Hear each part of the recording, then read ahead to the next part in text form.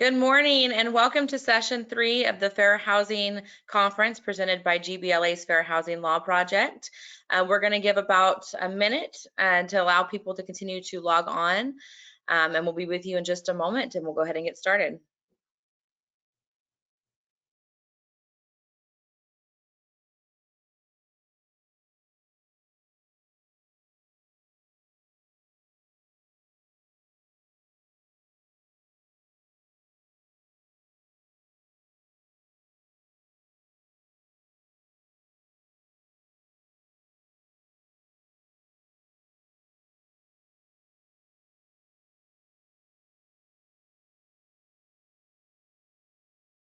All right, so we are currently at 10:01. So again, thank you for joining us today for the 9th Annual Fair Housing Conference presented by GBLA's Fair Housing Law Project. We are glad to have you here today for session 3, Won't You Be My Neighbor?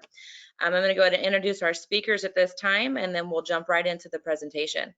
So today we have Catherine Larea, who is a clinical fellow and director of investigations and outreach in the Suffolk Law School's Housing Discrimination Testing Program.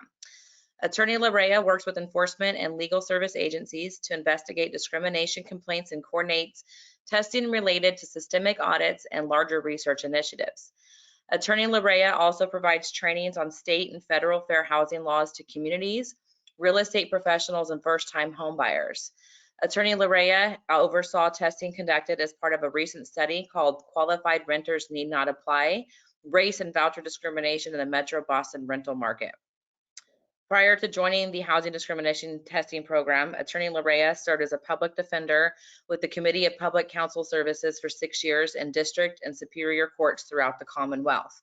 Attorney Larea received her JD from Northeastern University School of Law and her bachelor's degree from the University of Massachusetts Amherst. Our next speaker is Kelly Vieira. Kelly is a clinical fellow and test coordinator for the Housing Discrimination Testing Program. She joined the program as part of a joint project with the City of Boston's Office of Fair Housing and Equity. Her work primarily focuses on performing discrimination testing throughout the neighborhoods of Boston, with a special focus on discrimination based on race and source of income. She is a proud Suffolk Law alum who received her Juris Doctor in 2019, and in 2015 she earned a bachelor's degree at Tufts University. Thank you, Kelly and Catherine, for joining us today. We are excited for your presentation. And with that, I'm going to go ahead and hand the reins over to you. Thank you so much. Good morning. As Kathy said, my name is Catherine Larea. I use she, her pronouns. Quick word about who we are. The Housing Discrimination Testing Program, or HDTP as we call it, is a full service center that engages in testing, education, and outreach, as well as enforcement of fair housing matters. We also develop fair housing curriculum, conduct academic studies, and are teaching the next generation of fair housing attorneys at Suffolk Law School. We've conducted over hundreds of housing discrimination tests in our day-to-day work, published several empirical research studies, and brought thousands of dollars in damages to victims of discrimination. We're excited to speak with you on the other end of the country. Thank you so much for having us. We're going to talk a bit about fair housing history and how it's representing now, how it's playing out in the field currently in the United States. I have to start. Did I not? Catherine, I'm so sorry. I made a small glitch. If I can just jump in real quick and let our audience know, I forgot a couple important pieces. First, this webinar is recorded, so it'll be available for view later. And also, all attendees are muted. If at any point during the presentation you have a question, please use the raise the hand option or type the questions in the question box, and we will address those at the end of the webinar. Thank you. Thanks. All right, so quickly, we are funded by HUD, so we're required to acknowledge that and share that this presentation does not necessarily reflect the views of HUD.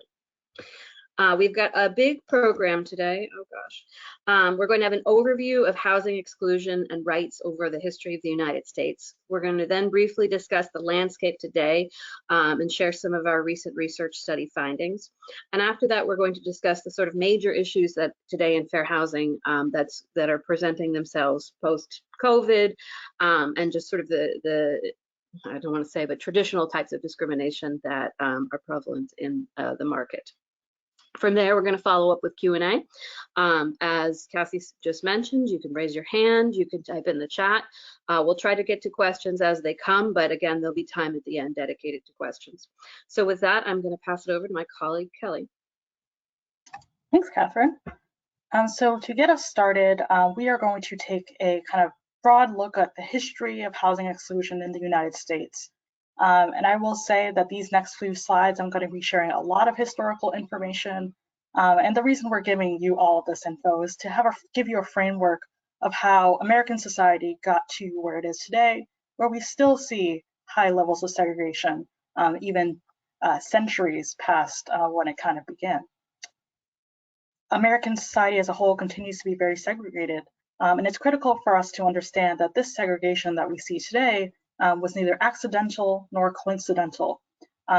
We hope that you come away from this presentation with a better understanding both of what housing looks like today, but also how the housing that we see today is a result of centuries of laws, policies, individual and systemic actions that led us to have the landscape that we see today across the country. So to understand the state of housing in 2022, we really do have to go all the way back to the beginning of the United States as we know it. And unfortunately, as you may know, the beginning of this country is really marked by exclusion of certain groups, the exploitation of certain groups, and by slavery. So going to the very beginning, the history of slavery in the United States started around 1619 in Jamestown, Virginia. And the number of people that were forced into enslavement is not known, but the estimate is somewhere between 6 and 7 million people. This is really difficult information to absorb, but it is our history and we have to confront it. The kidnapping and enslavement of people from Africa was outlawed in 1808, as you'll see in our timeline here. However, the slave trade continued. It continued to be legal. Or rather, slavery itself continued to be legal, even if the trade was made illegal until 1865. In 1863, President Abraham Lincoln signed the Emancipation Proclamation, which is very difficult to say, that gave people who were enslaved in rebel states their freedom. However, it wasn't until 1865, a couple years later, that the 13th Amendment to the Constitution was added, marking the official end of slavery throughout the United States. Next slide, please.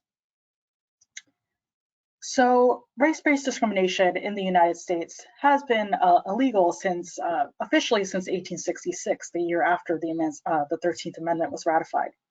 In 1866, the Civil Rights Act of 1866 was passed.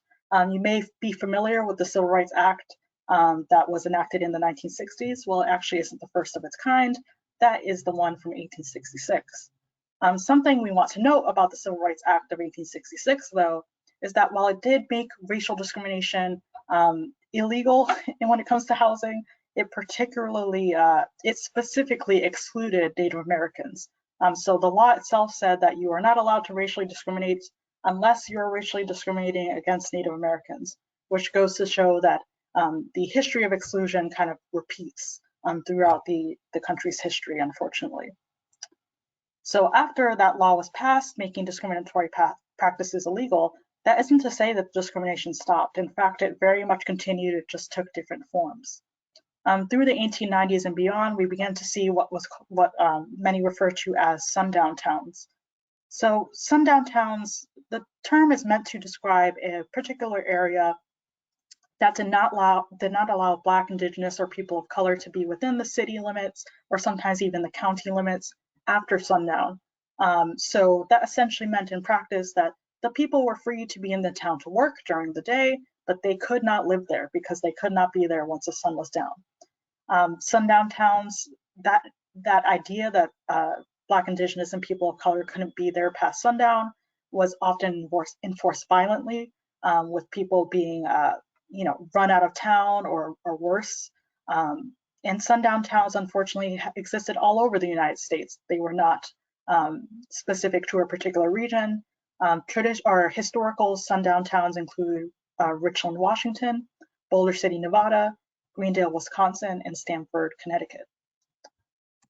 Many places that became sundown towns in the 1890s and beyond already had residents of color who were living there. So even though people of color already lived in these towns, this policy of being a sundown town would be adopted, and those people were often violently thrown from their homes, often by mobs and riots. While this practice started in 1890s, you'll notice that on our timeline it says 1890s to, there's no end date for that, because there are some arguments that certain towns in the United States today are still sundown towns, even if the method of keeping them sundown towns is not necessarily the same. A lot of the historical sundown towns are still, very white with virtually no residents of color even to this day. Moving on to the early 1900s, we begin to see what we call exclusionary zoning laws, which is essentially where local and state governments came together to form laws that zone particular areas in such a way that racial discrimination was basically codified by the law. So the exclusionary zoning laws prevented people based on race or ethnicity from moving into particularly upper and middle class neighborhoods. And those neighborhoods, those upper and middle class ones, were basically exclusive to white residents, or made exclusive to white residents. The Supreme Court of the US did outlaw this practice in 1917, finding it to be a violation of the 14th Amendment, which gives equal protection to all under the laws. But again, these decisions, these laws that were put into place continue to have an effect, even past when they were outlawed, as we'll continue to see. Another discriminatory practice that came along around that time were restrictive covenants in the 1920s. These are essentially a contract that was made between homeowners to put into their deeds that they would not sell or rent their property to people of a particular race. Again, this practice was officially outlawed at a certain point, but we continue to see the ramifications today. In fact, in many deeds around the country, all over the country, if you were to look back into the history of the deed, you will still see language such as, this property is not to be sold to someone of the Negro race, for example. So these restrictive covenants were used as a way for private individuals to ensure that particular neighborhoods stayed racially segregated. Going on to the next slide, please.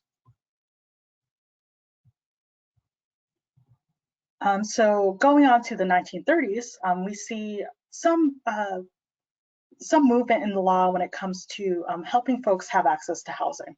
But it's important to note that the New Deal, which was Roosevelt's big plan to get people into home ownership, was again exclusive. The history of exclusion continues to repeat itself. So while GIs coming home from the war were given a lot of different avenues to homeownership, they were given loans, they were given special programs that made homeownership more accessible. Despite that, these programs were exclusive. Oftentimes, they only extended to white veterans. So even though we had veterans of color coming home from the war, they were not extended these same benefits. They were not given loans. They were not given access to home ownership, despite having served in the same war as their white counterparts. And this discriminatory practice of refusing to offer mortgages and home loans continues to impact the way that our neighborhoods look throughout the country, because back in the 1930s, if white families were able to move into homes, that creates generational wealth. They're able to pass on those homes throughout generations into the future, and Black and other people of color were often excluded from that. So they were not able to build that generational wealth, which continues to have ramifications, nearly a century later in 2022. Next slide, please. We are going to start showing you some maps, and these maps are they're what we call redlined. So redlining was a practice that began during this era of the 1930s, where the federal government, the Federal Housing Administration, wanted to delineate different neighborhoods in terms of how risky or not risky they were when it comes to giving out these loans. So essentially, they would look at a city, they would literally take a map and mark it up with different colors red being a risky area, so an area they did not want to give loans for, yellow kind of being in between, and green almost being like a green light. These are great neighborhoods. We will give people loans if they want to live in these neighborhoods. Sounds perhaps benign when I describe it that way, but an important thing to know about redlining is that it was explicitly racial. The red areas, the places that were redlined, colored red, were predominantly populated by people of color, and the areas that were deemed green or safe for loans were predominantly white areas. So essentially the effect of that is that people of color were not given loans because the areas that they already lived in, due to past segregation that had already happened, were not even considered for home loans. Whereas the green areas, folks did have that opportunity to get loans from the federal government. What you're seeing on the screen now is two maps of the Boston area, which is where we're from. So on the left, you'll see a historical redline map, which again has those different colors of the different riskiness areas. And these areas, if you're not familiar with Boston, pretty much coincide with what we see today in terms of the racial makeup of Boston and the segregation that we see. It's a little hard to compare these two maps because they're kind of zoomed in at different levels. But to give you a big idea, on the left side of the map, which kind of represents the suburbs outside of Boston, you'll see a lot of green and blue. These are the suburban areas, and you'll see on the map on the right, which is from a census map from 2010, blue represents white people. You'll see that the left side of the map is overwhelmingly blue. The suburbs continue to be overwhelmingly white, whereas when you move closer more east towards the city proper or Boston proper, you see concentrations of different races. In particular, you'll see kind of a pocket of yellow, which represents Hispanic people up north, a little north of Boston. The green that you see kind of towards the bottom represents very racially Black areas, which again, if you match up these two maps, the redlined areas continue to be majority non-white, and the green areas continue to be majority white to this day. Next slide. One of the most visually striking examples of racial segregation in housing that we can see today is the map that I have on the screen for you of Detroit, Michigan. So you may be familiar with the 8 Mile Road. It's pretty infamous. The 8 Mile kind of serves as not only a major road, but a major marker of racial segregation. So this is a 2010 census map. Blue represents white residents, and Black residents are represented by green. And you'll see it's almost a complete 50-50 split. White residents are concentrated to above the 8 Mile, and Black residents are concentrated to below the 8 Mile. You may have heard the term, being born on the quote wrong side of the tracks. It's kind of a pejorative term that folks use sometimes, but it really comes from a historical background of a lot of the time when these decisions were being made about racial segregation, delineators either in the land or delineators that were built were used as a marker.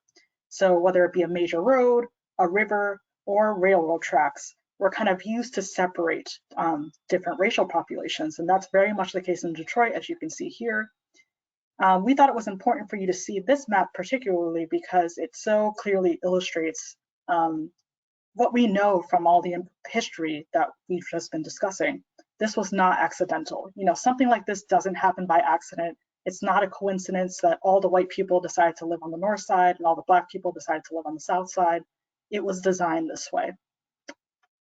And that map is not from the 1950s, it is from 2010, which I can't emphasize enough. Next here we have a map from New York City. So essentially kind of the same idea. We're showing you all these different maps to emphasize that while every city has a unique history, it's definitely not the case that segregation was an exception. It unfortunately is very much the norm throughout the country. So that's why we're also showing you New York, just so you can see, and this is an example of New York City where the different neighborhoods are pretty racially segregated. And again, this is a recent census map. And like I said, it is the norm and not the exception, and that includes California. So the next map or set of maps we're going to show you are from Fresno. While I do want to note that California does have some areas that are more integrated than we see in other parts of the country, which is great. But that isn't to say that racial segregation is basically any better, really. It still exists, and racial segregation has a long history throughout the West Coast, just like the rest of the country. So in the gold rush era, so we're thinking, 1870s, the dividing line between white and non-white residents was, like I mentioned, a railroad track. So in Fresno, there was a set of railroad tracks, and essentially in 1873, there was a town hall meeting in Fresno where white residents agreed that they would not rent or sell any land east of the railroad tracks to Chinese immigrants. So essentially, east of the railroad tracks was designated as whites only, or no Chinese immigrants allowed, and the Chinese immigrants were forced to live on the western side of the tracks. This segregation that began all the way in 1870 continues to be reinforced into the next century. Fresno's Homeowners Loan Association, or Corporation rather, used a redlining map to preserve that segregation that existed in Fresno. So when you see, what you see on the left is the redlining map, and all the red areas again are the quote undesirable areas where non-white residents were living. So you see that southwestern corner is basically concentrated there. And when you look at the map on the right, which is from 2010, you'll see that it kind of continues to repeat itself, where the light blue areas represent white people. They're kind of concentrated to the north. And the lower half of the map of Fresno here is where non-white residents are really concentrated. So again, decisions that were made almost 2 centuries ago continue to have ramifications to this day, and it mirrors because it's important for you all to know that segregation in the United States was a series of decisions that were made. It was not an accident. It was not something passive. It was an active decision. And because it was an active decision, we as a society have to take active steps to undo that damage.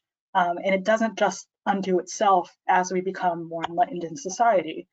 This map, like I mentioned on the right, is from 2010.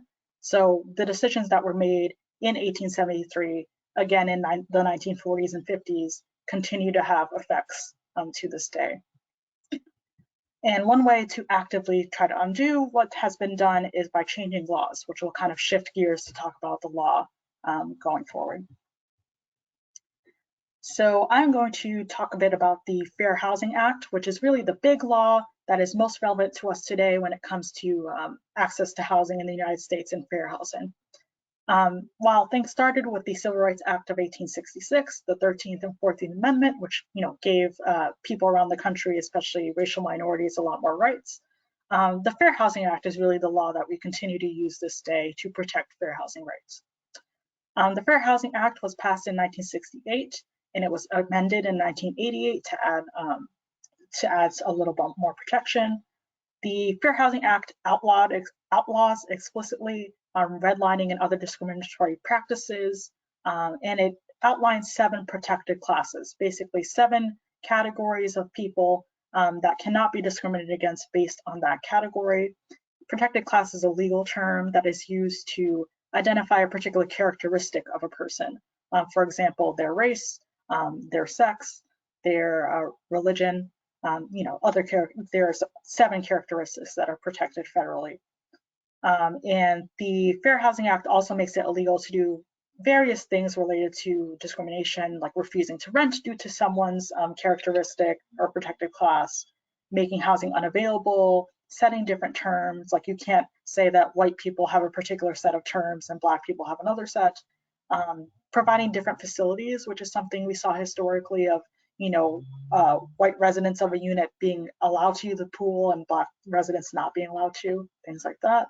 And then also denying the ability to tour a unit is another thing that the Fair Housing Act outlaws if you're doing that based on a protected class. There are other things that the Fair Housing Act prohibits, like block busting, which was a practice where essentially real estate agents would go into a neighborhood that was predominantly white, try to convince the people there that the race of the people living there was changing, basically saying, people of this particular race are moving in, you should really leave, which ended up as a result leading to white flight, where white folks would leave a particular neighborhood because they feared that it was becoming non-majority white, and that's a practice that the Fair Housing Act prohibits. Same thing with denying access to particular things based on protected class. And it's also unlawful to make, print, or publish any notice that's discriminatory. So that means like posting an ad, even if you were to post an ad that has discriminatory language, even if nothing else happened, posting the ad itself can be unlawful under the Fair Housing Act. And finally, perhaps the most obvious, but the Fair Housing Act does explicitly prohibit using coercion or violence or threats to stop someone from exercising their fair housing rights, which, we may not see it as much as, back in the sundown towns where people were being run out of town with a violent mob, but that isn't to say that violence doesn't continue to happen to this day in various forms. So that's important to acknowledge too. Next slide. And then looking at the landscape of housing today, we can see that the hundreds of years of exclusion that I've been talking about for the last few minutes have really had an effect on how things look today. Like I mentioned a little earlier, homeownership is really a foundation for building generational wealth, and that foundation was denied to a lot of non-white residents of the United States due to decisions made by federal, state, and local governments, as well as private actions of different individuals. Something we want to talk about is in Boston in particularly, a study was done to kind of assess the generational wealth of different racial groups in the greater Boston area. And it became kind of a headline because what was found was pretty shocking. The study done by the Federal Reserve Bank of Boston showed a really huge gap between wealth when you looked at different races. So this was from 2015, and it was found that the average wealth of a white family had a net worth of $247,500. That was the average. And the next thing I'm about to say is not a typo, it's not a mistake. They found that the average net worth for Black people was $8, just $8. And when you break it down further to different ethnicities, it was found that Dominicans in the area had a net worth of $0. So again, this is really the result of hundreds of years of these policies that excluded Black and other people of color from access to homeownership, which really was the foundation of building any kind of wealth. Black people were not given those loans, not given mortgages, and essentially forced to, remain perpetual renters, which really, had an effect on the wealth, as you can see here. And we also, and this is the article here, The Color of Wealth in Boston, if you're interested. So that was a lot of history. I'm going to pass it over to my colleague, Catherine, who's going to talk about a research study that our program did, which showed what housing discrimination kind of looks like today. Thank you, Kelly. Oh, there we go. So Kelly gave you a wild, wicked fast overview of the historical dynamics that are currently playing out in our rental markets. In this segment, I'm going to talk about a research study we did in Greater Boston that illustrates how those historical trends and practices, the laws, the covenants are playing out today when someone is seeking to rent an apartment. So we conducted an investigation into the levels of race and voucher discrimination in the greater Boston area from August 2018 to July 2019. Like California, it's illegal in Massachusetts to discriminate against source of income. And by that, I mean, someone who has a government subsidy like Section 8, housing voucher. And of course, under state and federal law, it's illegal to discriminate against someone because of their race. But unfortunately, in our day-to-day work where we investigate housing discrimination, we routinely see both kinds, both race and source of income discrimination. However, source of income is overrepresented. I think that that's the majority of the kind of cases and complaints we get are source of income discrimination. But we know that racism is a huge problem in our state and in our country. And we know if anybody's visited Boston and taken a train ride across the city, you can see the demographics change by neighborhood to neighborhood. Boston is obviously very segregated. So we suspected that there were higher rates of racial discrimination going on than we were sort of capturing in our routine complaints. We suspected, our theory for the study was that people were discriminating against source of income as a proxy for race. So, it's more important to note for the majority of voucher holders in Massachusetts, and indeed, across the country, the majority are white women, actually. But people have a lot of prejudices and assumptions about folks who get government subsidies. So we suspected that people were more comfortable saying, I can't rent to you because of your voucher, than what they were thinking, I don't want to rent to you because of your race. So we developed testing methodology to sort of pull apart those two variables, race and source of income, and unpack what was actually happening in the rental market. In order to assess whether discrimination was happening and against who, we would have to send white and black testers to the same apartment and compare their experience. And by the same logic, we'd need to send voucher holders and non-voucher holders, or what we call market rate tenants, again to the same apartment. We collaborated with Analysis Group, which is an international economic statistics firm, and they helped us determine that we would need 50 sites, 50 apartments to generate statistically significant data. So therefore, we would have to send 4 testers to 50 units. 100 of those testers were going to be white, so that's 200 total, and 100 of those were white. And of the 100 white testers, half would be assigned vouchers and half would be market rate. And then the other 100 would be black people, with 50 of those testers voucher holders and 50 market rate. So 1 black market rate, 1 white market rate, 1 white voucher holder, and 1 black voucher holder would all contact the same apartment advertisement, try to tour the unit, and then they'd write up a report about their experience. Then HTTP and Analysis Group would compare the 4 tester reports for each of the 50 tests and assess what patterns of treatment emerged within a single test and ultimately across all 50 tests. Each tester was given a profile that included basic information that might be exchanged when interacting with the contact person in the advertisement. And we use the word housing provider for that. That could be a realtor, that could be an owner, basically whoever said, if you're interested in this apartment, call me. That's what we call a housing provider. All 4 testers in a single test were the same sex. They were all assigned similarly good credit scores and rental histories. All were employed, including the people who had housing vouchers. And testers were assigned names that indicated their race based on some other academic research that we relied on. So testers were trained to introduce themselves with their assigned name during every interaction with the housing provider, and where relevant, mentioned that they had a housing voucher early on in that conversation. All of the units they contacted were within the voucher payment standards, meaning the voucher they carried would completely pay for the rent. We provided price and size and geographical limits to Analysis Group, who then in turn sent us weekly randomized apartment listings that met those criteria. Any other protected classes like families with children, we did not introduce that. Everyone was single. They were looking for a 1-bedroom or studio unit.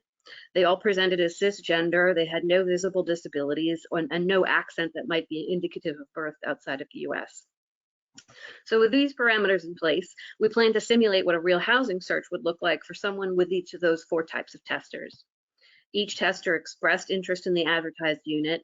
Each tester over the phone introduced their race or their voucher. And then we ended the test at the application stage. We didn't have the testers actually apply for the apartment or go beyond the tour and simply requesting an application. Collectively, these 200 testers gathered evidence about what information was given, what information was asked of them, and whether they were able to make an appointment and ultimately tour the unit. For your reference, this is just a quick glance at the names we used to indicate race. It's actually a research study in employment discrimination, and they took these names from 1970s, 80s birth records in Chicago and Boston. And then they used like sort of the target groups where they said these names to people, and people had to, make an assumption about the race of the person. And so the names that were generated by that study were ones that the research had indicated that people always correctly assumed that Darnell was a Black man and Anne was a white woman. So before I get onto the actual data about what our study found, I just want to pause and acknowledge that this is difficult to hear. I'm sharing data about actual discrimination based on people's race and source of income, discrimination that our real life testers experienced and is a living reflection of our country's history of exclusion. Now, many people know that this is obviously a reality and a lived experience, but I think it's important to acknowledge that as much as it is important for us to quantify what's happening so that can inform change. 86% of our voucher testers experienced discrimination, and 71% of our Black testers were discriminated against. And remember, all the testers were working. They all had good credit, and they all could afford the unit. But unfortunately, many were just screened out before they could even demonstrate their ability to rent. While the majority of instances were overt and explicit discrimination, unfortunately, in many cases, we saw what's called discrimination with a smile. In that situation, an individual doesn't know they're getting different information or different treatment from anyone else. They often have no reason to suspect that they're being discriminated against. But when we compare the data in the aggregate, we see these common trends of differences in customer service, differences in information, differences in the amount of questions they're being asked to show that they're worthy of viewing the apartment. The voucher holders and the Black testers were more often ghosted. That is, that the housing provider just stopped responding to their calls after they introduced their protected class status.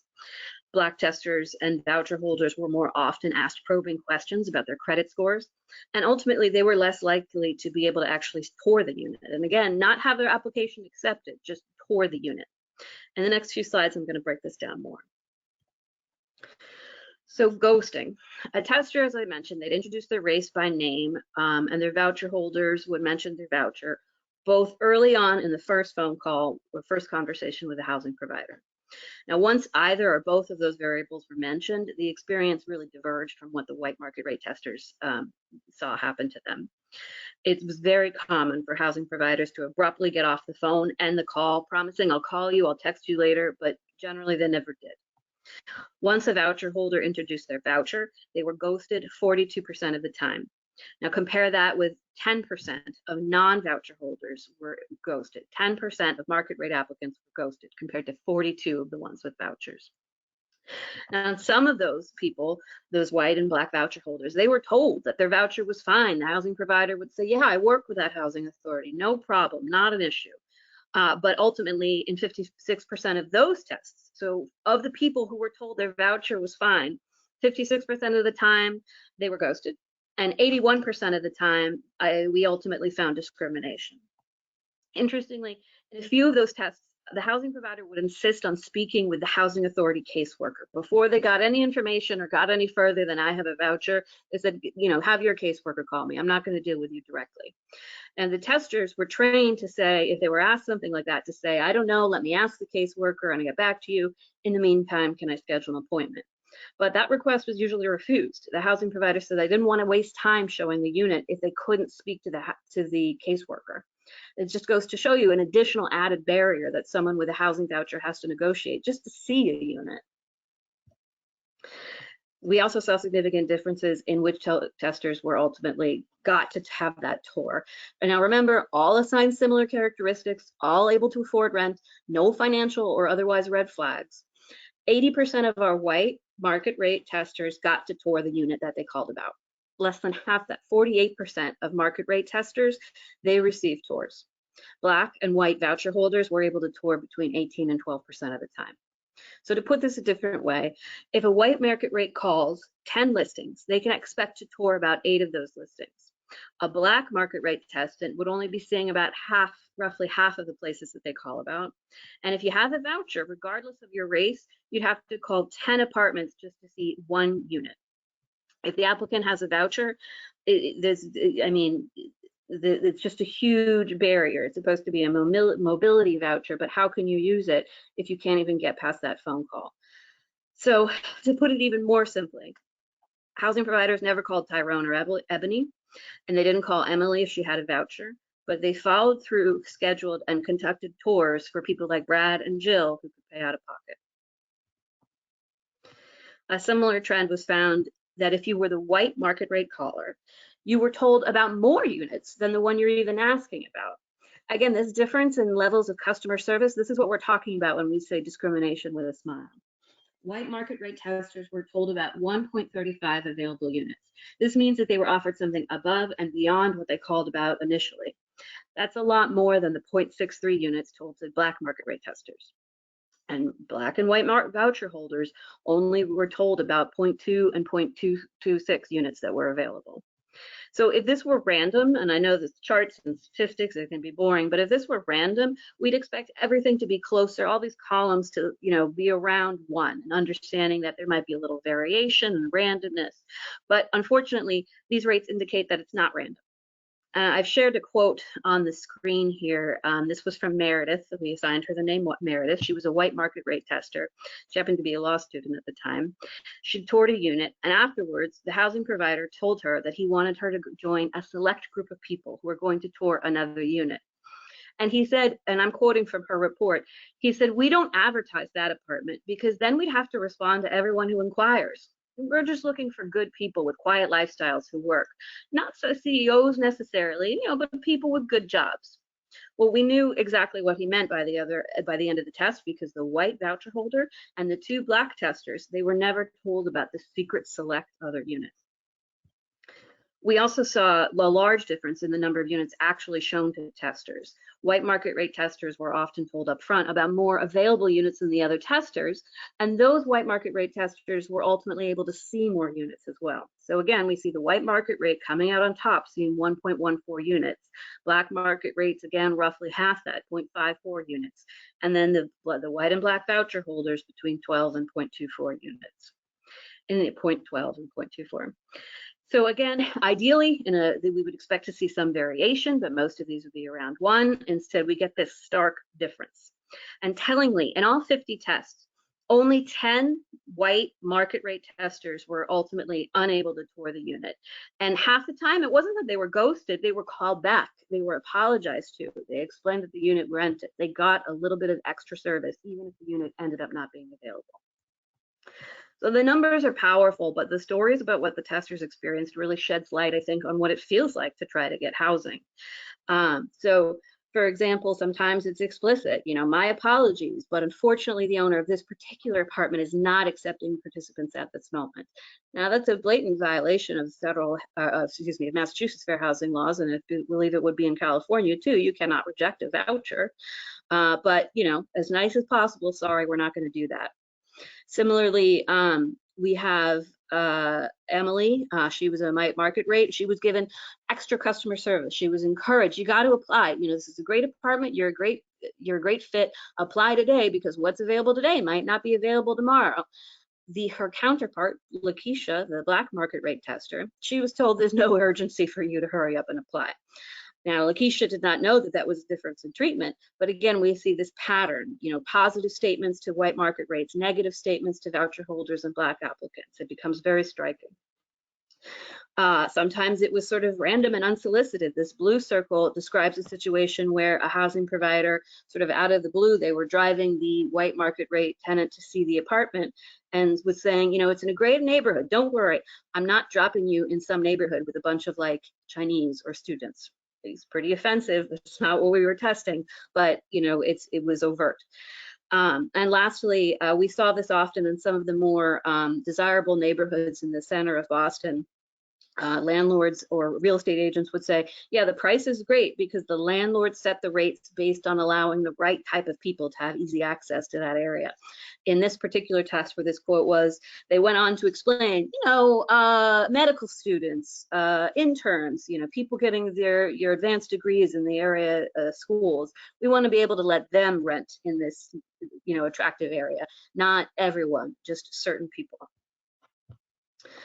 So we also tracked the type of housing providers that people interacted with. We categorized it as a real estate professional, a broker, a realtor, a property owner, and property management. And we went through the numbers. 14 testers interacted with a property owner, 4 with property management, but 187 testers interacted with some kind of real estate professional. And just FYI, that adds up to more than 200, because obviously some testers would interact with more than one person. They would call the realtor, but they'd show up at the tour, and the realtor and the owner would be there, for example.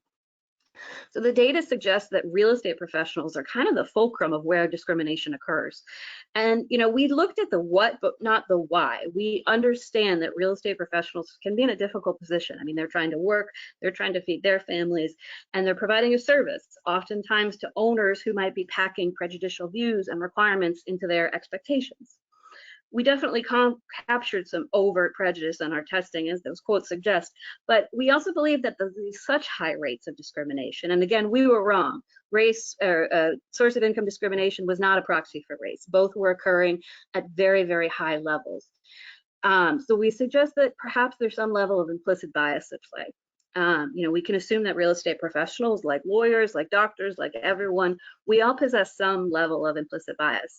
And as a result of this study, we've started to be invited to engage with real estate associations to talk about how to manage implicit bias in the real estate industry, how to protect real estate professionals from liability, and make sure that they are doing good work that serves the community, that serves the population, and does not violate fair housing laws. I'll share some of our tips for real estate professionals later on, but first I'm going to hand things back to Kelly, who's going to give a brief overview of some of the laws that impact realtors' practice and tenants' rights and sort of common trends that we're seeing in fair housing today. All right, so I want to be mindful of time and leave time for questions, so I might be going a little bit fast on these, but essentially we want to give you an overview of the law in terms of who needs to be following these laws, what is expected of you if you're a homeowner, a real estate agent, anyone who's involved in housing. So we have the question here, who must follow fair housing laws? The answer is pretty much everybody. Any person that's involved in housing at all is obligated to follow fair housing laws. That includes everything from property owners and sellers, housing authorities, property developers, condo associations, even the individual employees that work for housing, like property managers, clerical staff, the maintenance staff, and housing personnel. Attorneys have to follow fair housing laws. Real estate agents, the advertisement venues, so not only the people posting advertisements, but places where advertisements are being posted, like Craigslist, apartments.com. Other residents in the building, so you cannot be, intimidated by your neighbor because they don't like that you're a particular race or a different particular protected class. And people who are involved in the construction of housing. So even architects and contractors have to consider accessibility of design and making sure that folks with disabilities are being protected as well. And that kind of goes into the next slide that I'll talk about, focusing a little bit more on disabilities particularly. So we've been talking a lot about race-based discrimination, and there's a good reason for that. It really is so historically relevant in the United States. And race is something that we continue to see as a form of exclusion, but other protected classes are also affected negatively by discrimination. These are all the protected classes here. So on the left, you'll see a list of the federal protected classes protected under the Fair Housing Act. So it's those 7 I referred to earlier. They are race, color, religion, sex, handicap, which is the antiquated term for disability, familial status, and national origin. And then each state can have its own rights on top of the protected classes federally. So they can't take away from that 7, but they can add. And California is a state that has added quite a few.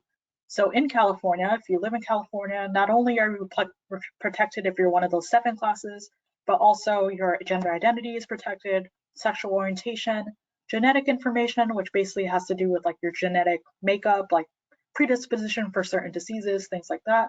Your ancestry is protected, your age, which usually tends to focus more on folks who are a little older rather than younger.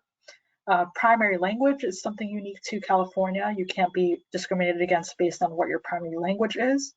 Your citizenship status, which is delineated in California, but national origin does also tend to include that federally. Your source of income is protected, as we discussed a bit earlier. Your marital status, and California also has something that's a little unique called arbitrary basis, which kind of includes a lot of things. Basically, it's unlawful for you to discriminate based on something that's arbitrary, like you don't want to rent to veterans, you don't want to rent to people who have a particular type of job, you don't want to rent to someone who has a particular look to them, like something truly arbitrary seems to be what's protected. So in California, that's kind of the ceiling of your rights, and the 7 protected classes on the left are the floor, because you are at the minimum protected for those 7 classes throughout the country.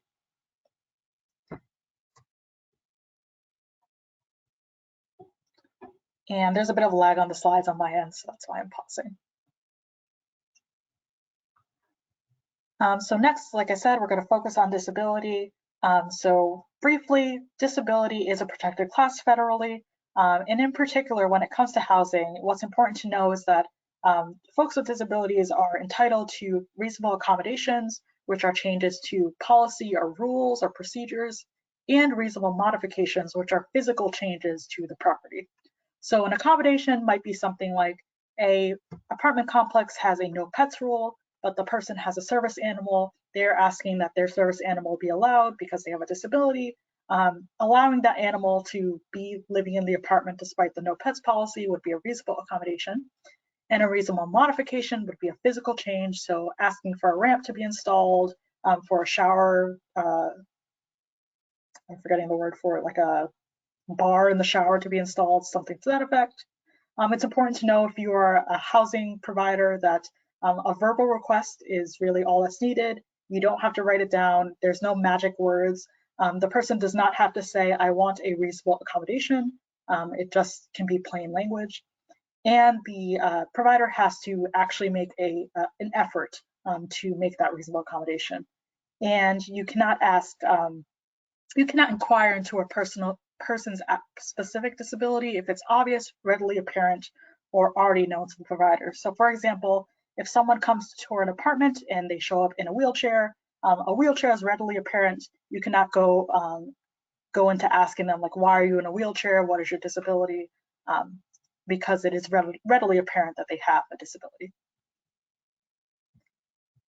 Going into some exemptions. Again, this is specific to disability because we do see beyond race as well, there are a lot of different classes that are discriminated against. So going back to vouchers for a bit. In California, vouchers or source of income is protected. And really the only exemption to that is that if the landlord lives on the premises and is renting out a particular room, then they essentially are exempted from the source of income protection, but it's a very specific exemption. So we're talking like someone lives in an apartment, say it's a 2-bedroom, the landlord lives there, they own the unit, they live in the unit, and they want to rent out, the room next to their room. That's really the only exemption to that. And that isn't to say that they are allowed to make a discriminatory advertisement about it, because again, discriminatory advertising is in itself an additional violation of the Fair Housing Act and fair housing laws in general.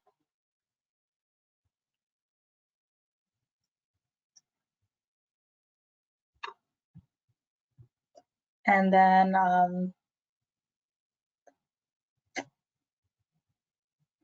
sorry, that continues. Sorry, Catherine, I'm seeing there's like a lag in the slide, so I'm not seeing what's on the screen. You're on the exemption. I got it. So other housing barriers that we see as well are, we continue to see a lot of different barriers that we've talked about, to this point. But additionally, we also see kind of new and changing ways that people are discriminated against. And what's happening in society tends to have an effect on housing and how we see housing discrimination. It goes without saying that the last few years have been really difficult for everyone for different reasons. The pandemic has really touched every part of society, and housing is really no different. And basically, through the time of the pandemic, we've seen that we went into the pandemic with a housing crisis already existing in this country. Like we were already facing a housing crisis in 2020, and then everything that's happened as a result of the pandemic has really only exacerbated the issues that we saw pre-pandemic. So, we're seeing things to an even greater extent when it comes to housing barriers.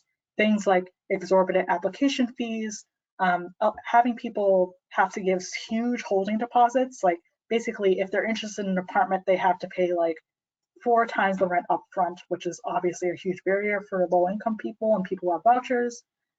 Huge moving expenses. Holding evictions against people is something we see, especially as evictions continue to become more relevant as eviction moratoriums are going away. Criminal history is being used against people, minimum income requirements that are exclusionary to low-income people.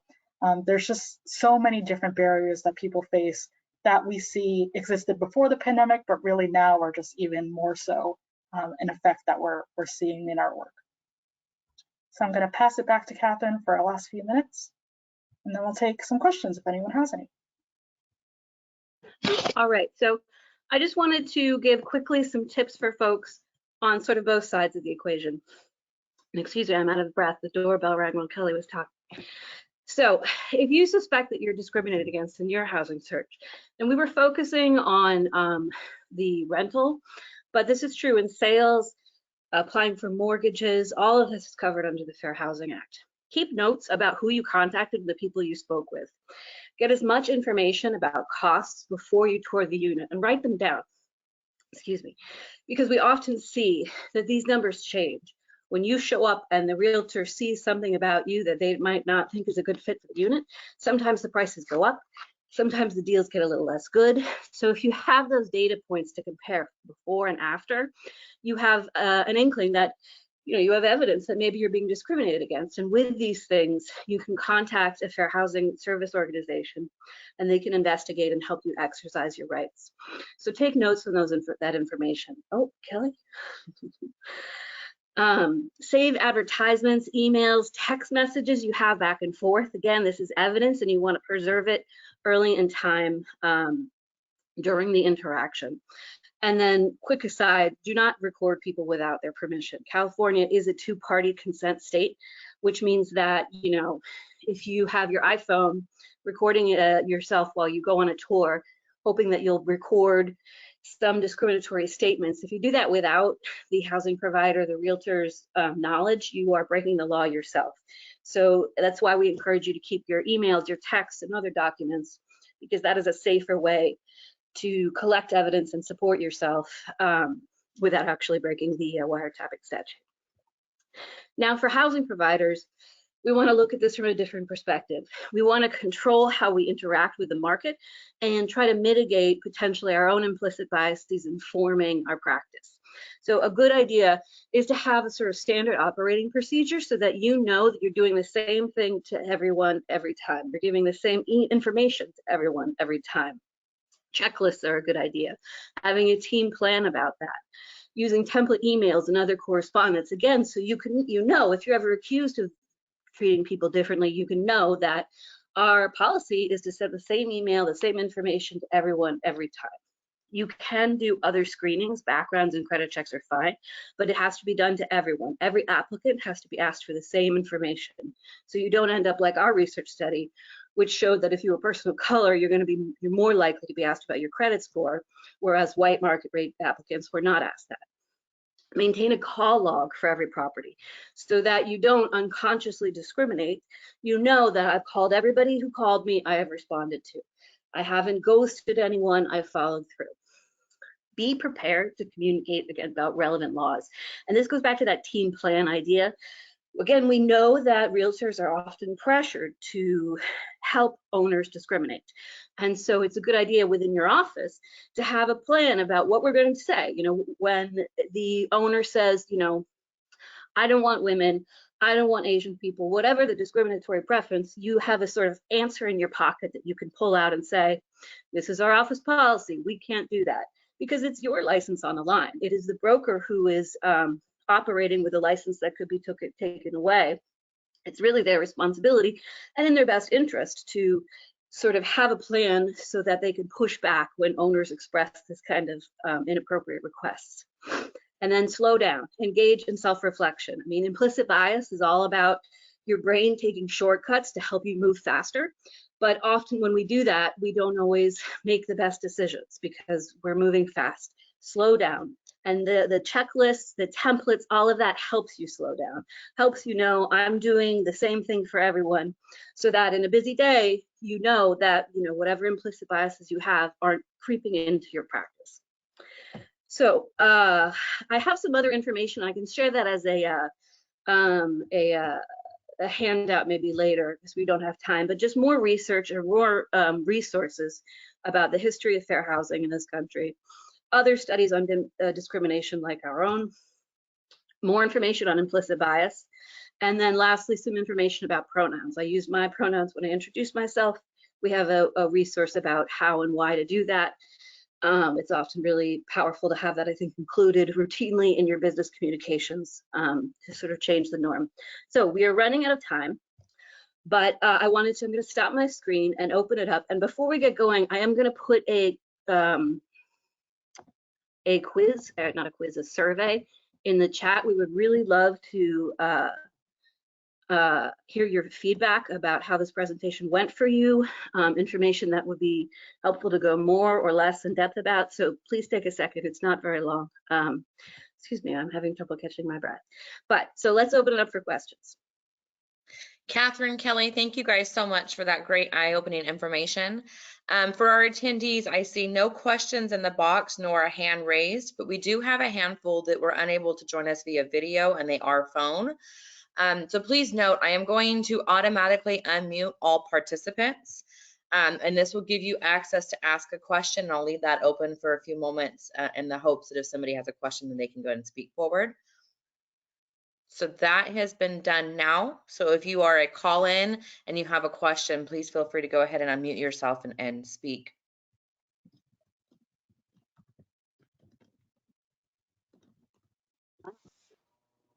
I will continue to review and see if we have any questions. Also note that if at any point, when we do have a question in the box, give me just a moment, and when I mute everybody again, I will get to those questions. This video, this is recorded, so you can review this later once we post it to our YouTube channel. And any questions that may come up after we end today's webinar, please feel free to send those to kmulligan@gbla.org, which is the main email that correspondence came through, and I can forward those. So I'm going to mute again, and then I'm going to go through this list, and we have a few questions. So first up, sorry, it's that we have quite a full house today, so it's just taking me a moment to get to these. So our first is Aaron Walker, who asks, so even private owners can't discriminate against income sources for applicants in California?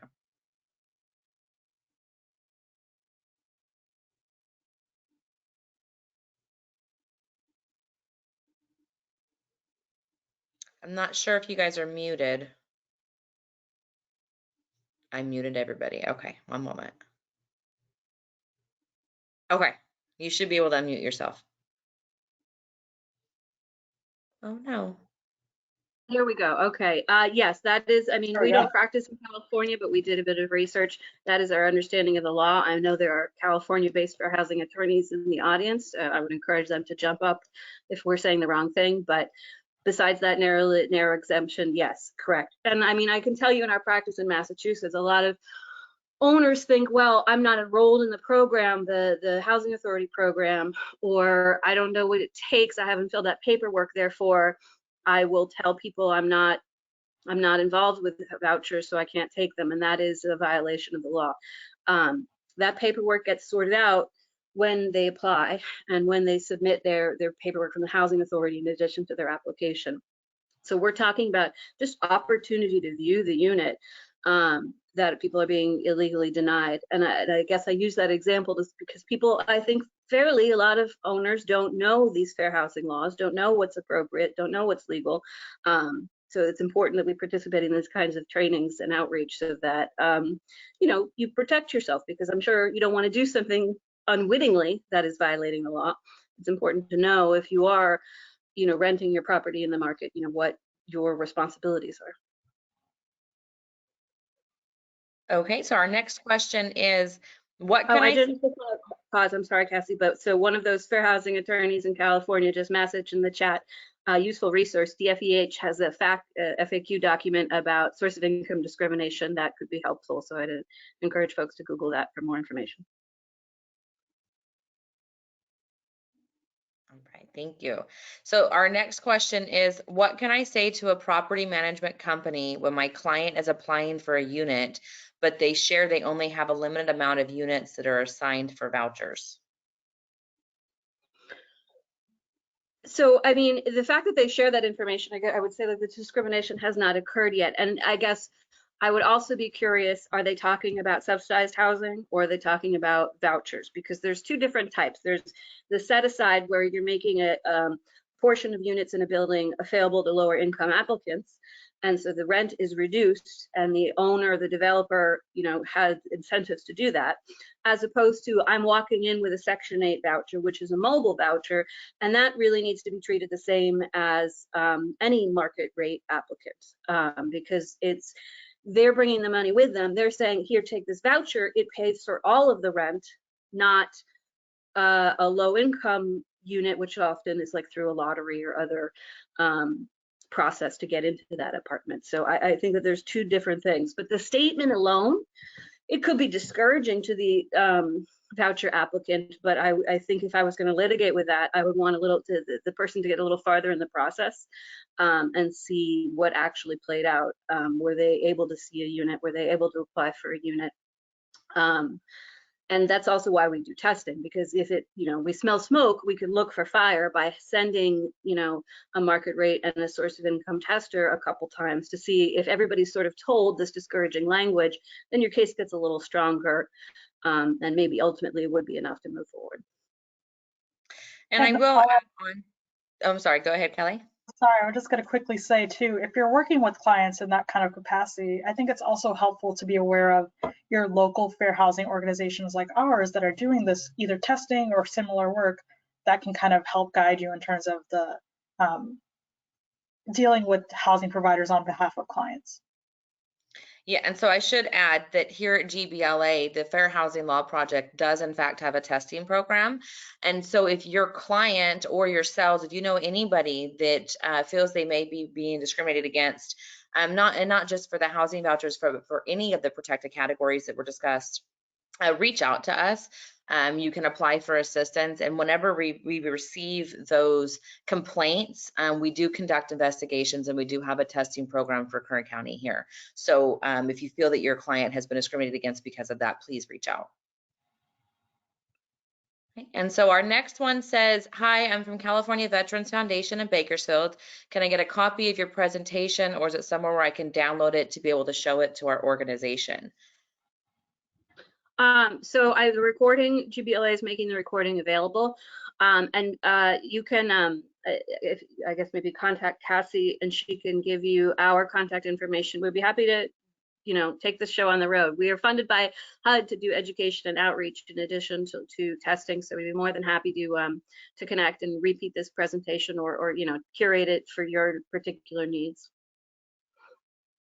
And then just a follow-up to the previous question, the individual did say that the client, the agency, I'm assuming, had stated that the last apartment had been rented. Does that change how they would discuss vouchers? I mean, again, I'm wondering if that agent is operating under a misapprehension about subsidized units versus a mobility voucher. It is definitely problematic.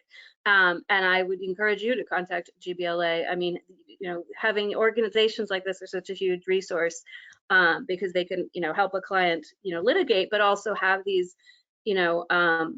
particular nuanced thoughts. And often we find in our practice, the matter doesn't have to go to court. It doesn't have to rise to a formal complaint. Sometimes talking to a lawyer and being empowered with that information, or even having a lawyer write a letter, is all it takes to open the door or stop the negative practice. So I would just encourage, especially for housing advocates who are going to routinely see this kind of thing, find your local friendly fair housing organization, call GBLA, make a connection because they have the answers for you. So our next question is, how do you approach a property manager when you explain to them your client's voucher status and zero income status, but they refuse to accept the application because they want them to make 3 times the rent amount, even though you explain that they are not responsible for any portion of the rent and explain how their bills and food will be covered? That is a great question. I have a couple thoughts. First of all, the strategy of advocating for a housing voucher, and we work with a lot of housing advocacy groups and housing authorities, and and realtors who make it a point to work with folks who have source of income vouchers. And I think that I've heard different approaches, but sort of a common thread is that the advocates or the realtors will create a a sort of advocacy packet. So when it's time to submit the application, there is the information about the voucher is introduced, and also a little bit of sort of a narrative about the person, to sort of take them out of that stereotype of whatever I think of when I think of a housing voucher, and humanize them and say, this is the person, this is the journey they're on, this is why they're here, and this is how you're going to be guaranteed rent, because it's paid by this housing authority. When they turn around and say no, I mean, that is no because they don't take your voucher. I mean, that is discrimination. I left my train of thought. I wanted to talk about the advocacy, but then also, what was the second part of that question? Can you read it to me again? It was, so how do you approach the property manager when you explain the client's voucher status and 0 income, but they want them to make 3 times the rent amount? The 3 times the rent, right. So I've really been like sort of dancing a fine line with that in Massachusetts, because I think that's, I mean, I think the answer, and this isn't the legal answer, but the logic and the justice answer, I'd say, is that you have to calculate the voucher. The voucher is a source of income. That's why we call it source of income discrimination. You have to put that in your equation. So if it covers 75% of the rent, then the person should be only required to make 3 times the 25% that would actually be coming out of the pocket. And if the voucher is covering the entirety of the rent, then they're done. That equation has been met because that's a source of income. I say we've been dancing around it because that in and of itself in Massachusetts law, and I believe the same in California, that's not gonna, that alone, that statement alone that we require 3 times the rent is not specifically a fair housing violation. But obviously it has a disparate impact. Obviously it's turning away people with vouchers. So I think on the one hand, we have to do some education, and the housing advocate, you know, to try to explain that to the property manager. But on the other hand, you know, a lot of places have online applications or forms to tour, and there's no way to indicate on the form, well, I only make about $20,000 a year, but I have this other voucher. There's nowhere to put that into the system to get you past that hurdle so that you can tour the unit. So, I mean, I think it's a larger systemic problem, especially as things become more automated and they get automated in a way that isn't compliant with their housing laws. So I think in the short term, the answer would be education and explaining, you know, they have this money they're bringing to the table. It's not traditional income, but it is the source of their income. And I'll note in the chat too, Gina just dropped some information. It looks like there might be some legal basis in California related to that. So it might be even, you know, better spot than Massachusetts, where we don't have that legal backing of like the 3 times the rent is problematic thing. So I think that looking into that is very helpful. And again, as an advocate, educating that housing provider as the first step. You know, not all housing providers will be receptive to that. And then maybe that's when you might escalate to getting into contact with housing organization, but go from there. And thank you so much, Gina. You know, we try to do our best to on the fly educate ourselves about California law, but it's pretty awesome that we have experts right here. So again, call GBLA. They are your local friendly fair housing advocates, and they can help you navigate these issues. And then just to confirm, so one of our attorneys here with the Fair Housing Law Project did in fact confirm that yes, that is also the law in California, that an applicant's rent portion versus their income, you don't compare it to the total rent. So it is something that has to be counted as a source of income. I'm going to go ahead and move to a question, a hand that is up. Keith, if you can unmute yourself, feel free to go ahead and ask your question. Can you hear my voice? Yes. Yep. Very good. You talked for the first 45 minutes about black and white discrimination. I never heard you one time to mention Hispanics, other nationalities coming across the southern border. As we all know, that's a great problem right now. Thousands per day. They're looking at hundreds of thousands a month if Title 42 goes down. Also, I want to ask about when you were doing the testing of the 100 people going for an apartment or house rentals. I wonder if you reverse that and like white people going to a black realtor or to a black owned home and tried to see if there was any reverse discrimination that way. Sure. So I'll start with the latter half of that question. We tracked the race of the housing provider, you know, the best of our ability to what our testers thought when they met the person face to face. We had realtors of the majority were white, but of all different races, creeds, and colors. The breakdown wasn't statistically significant, such that we could make any huge findings. But I will say that it was not reverse discrimination we found. It was, unfortunately, the brokers of color did not act any differently in the market. They were not above discriminating against Black testers. They were not above discriminating people with different sources of income. So we really found no difference there. To go to your preceding question, I would first say that more studies like ours are needed. You know, the logistics of managing 200 testers, and that's just for 2 variables. You know, we didn't want to muddy the waters by adding other protected classes or other races. We know from other research that different races are discriminated differently in different ways, in different rates, whether they're Latinx or Asian or whatever, disabled, you know, whatever protected class, things play out differently at different percentages of time. So I think that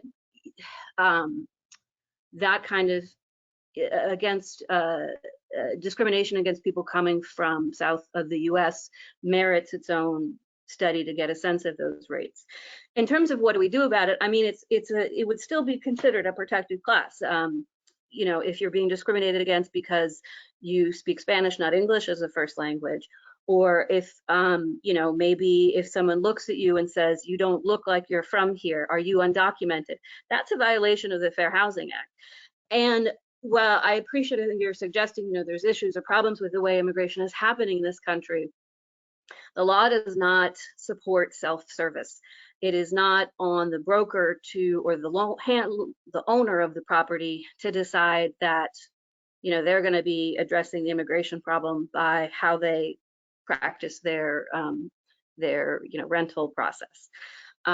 So I would just caution to be mindful that regardless of what's happening or the policies around immigration in terms of fair housing and what you can do in terms of screening people to rent your property, those people implicated by, you know, your questions about immigration, they're still protected in a variety of different ways. The Fair Housing Act does not say you have to be a citizen or natural born or anything to be protected by the Fair Housing Act.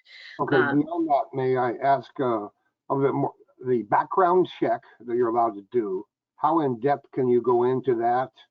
Let's say somebody that did 10 years in prison, a bank robber, you know, shot somebody, and then even the handicap as far as a wheelchair. Would a renter, if I was going to rent my own place, would I have to make it wheelchair accessible? Do I have to do that, or can I turn them down because of the cost? I mean, just basic questions, not necessarily all that specific. No worries. Yeah. So the first one about the criminal record check, you can ask for criminal records. You have them sign a release and you run their record.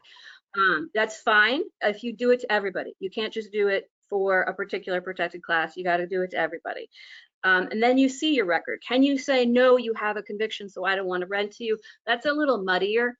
From the Obama era, we have guidance that says you have to make a case-by-case analysis, so that I think they're envisioning if someone wants to apply and you run the record and you see that 30 years ago they were convicted of having a small amount of marijuana, that might, you know, saying no to them for that doesn't really have a nexus to your health and safety. It doesn't really make sense, and maybe you should not worry about such an old minor conviction. If you run their record and you find out that they've raped and murdered 7 people last year, that's pretty clear that there's a health and safety concern, and you would be totally within your rights to say that I don't want to rent to you because of your record. We don't have anything more than that right now. There's no law in the federal government that says what you can and how you should treat criminal records. So it just has to be more than just a blanket no. You have to sort of think about, like, does this make sense? In terms of the The other question you were asking about disability. Now I have to rely on my my colleagues from California, but usually if it's a small property, like under 10 units, for example, the individual requesting the modification, the ramp or the grab bar in the shower, whatever, the money to do that is going to come from them, not the property owner, unless it's a huge property, in which case then the property owner is responsible for that. And when the person moves out, the modification often will have to be removed at their expense as well. I thank you for both of those. My pleasure. All right, so we are running short on time. We have a couple follow-ups and additional questions from an individual that we've received from. I will reach out directly to you and provide that information. I think it would be beneficial for these particular questions.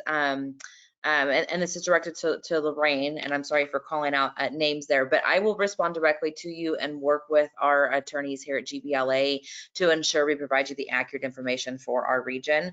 But due to time constraints, we don't have any other questions in the box, so we're going to go ahead and bring this to a close. I do again want to thank you very much, Catherine and Kelly, for being here today. And for our attendees, this session called Won't You Be My Neighbor is a play on words.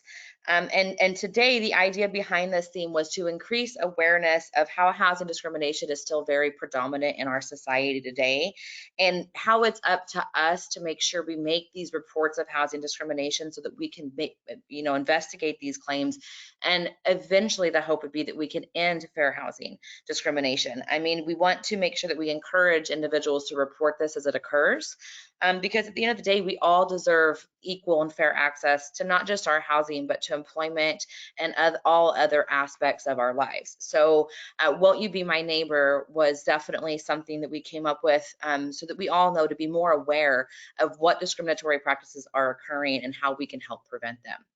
So with that, I'm going to go ahead and wrap up today's webinar, the conference for the 9th Annual Fair Housing Conference. Thank you all for attending. And once again, thank you, Catherine and Kelly, for being here today and providing us some great eye-opening information.